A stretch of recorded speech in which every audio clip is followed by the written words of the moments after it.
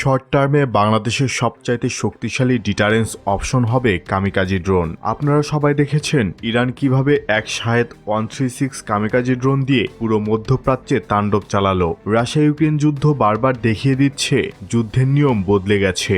ইউক্রেনীয় বাহিনী একটি এফপিভি ব্যবহার করে রাশিয়ার অত্যাধুনিক K-52 অ্যাটাক হেলিকপ্টার ভূপাতিত করেছে। এই আক্রমণটি চালানো হয় বিশেষ ফাইবার অপটিক নিয়ন্ত্রিত ড্রোন দিয়ে, যা ইলেকট্রনিক জ্যামিং এর বিরুদ্ধে কার্যত অপ্রতিরোধ্য।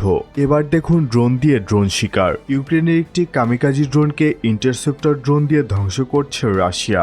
বর্তমান বিশ্বে চলমান যুদ্ধের ফুটেজগুলো দেখলে বোঝা যায় আগামীতে বিশ্বের ব্যাটেল গ্রাউন্ডের ভাগ্য নির্ধারণ হবে ড্রোনের মাধ্যমে, বিশেষ করে সস্তা কামিকাজি ড্রোনের মাধ্যমে। কিন্তু দুঃখজনক হলেও সত্য যে আমাদের দেশ এই ক্ষেত্রে এখনো অনেক পিছিয়ে আছে। ইভেন একটা ডেডিকেটেড ড্রোন ইউনিট পর্যন্ত নেই। বাংলাদেশের যেহেতু কোনো দূরপাল্লার মিসাইল বা আধুনিক যুদ্ধবিমান নেই, তাই বাংলাদেশের উচিত ইমিডিয়েটলি 10 থেকে 20 হাজার কামিকাজি ড্রোনের একটা বহর গড়ে তোলা। Ballistic missile, tank, fighter jet তৈরি করার চেয়ে বাংলাদেশের জন্য সবচেয়ে সহজ আর বাস্তবসম্মত ডিটারেন্স তৈরি করা সম্ভব শুধু এই কিছু পরিমাণ সস্তা কামিকাজি ড্রোন দিয়েই। অন্যদিকে অনেকেই হয়তো জানেন আর কয়েক মাসের মধ্যে বাংলাদেশ বিমান বাহিনীর ড্রোন ফ্যাক্টরিটি চালু হবে, যা বগুড়ায় অবস্থিত। কিন্তু বাংলাদেশ যদি আসলে একটি মিনি ড্রোন পাওয়ার হাউস হিসেবে প্রতিষ্ঠিত হতে চায়, তাহলে আরও অনেক কিছু দরকার হবে। যেমন প্রাইভেট টেক কোম্পানিদের এই প্রোডাকশনের সাথে জড়িত করা। এতে বিভিন্ন প্রাইভেট কোম্পানিগুলো কামিকাজি ড্রোনের পার্টস তৈরি করবে।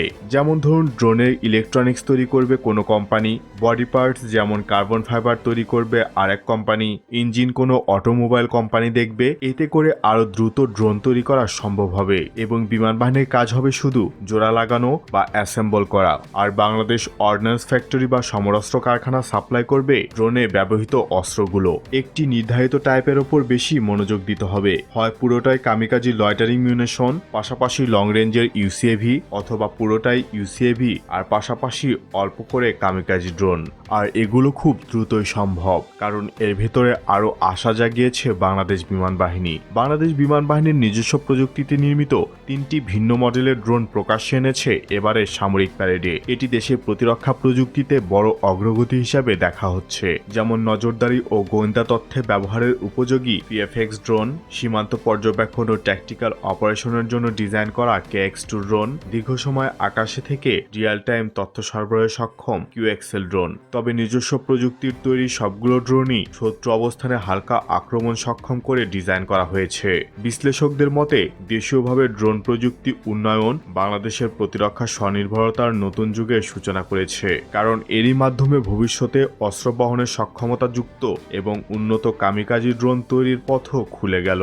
আপনার কি মনে হয় জানিয়ে দেবেন নিচের কমেন্ট বক্সে। আজ এই পর্যন্তই। নতুন কোনো ভিডিও নিয়ে খুব দ্রুতই হাজির হব ইনশাআল্লাহ। সে পর্যন্ত ভালো থাকুন, সুস্থ থাকুন, ইনফরমেটিভ বাংলার সাথেই থাকুন। দেখা হবে আবারও। আল্লাহ হাফিজ।